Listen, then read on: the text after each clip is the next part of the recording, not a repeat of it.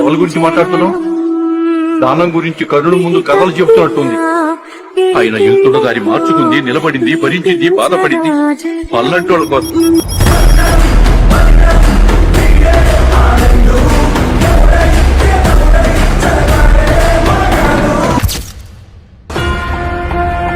వస్తున్నా. న్యాయం 2 పాదాలతోని 10 తలల అన్యాయాన్ని అణిచివేయడానికి. ఆగమనం అధర్మ విధ్వంసం.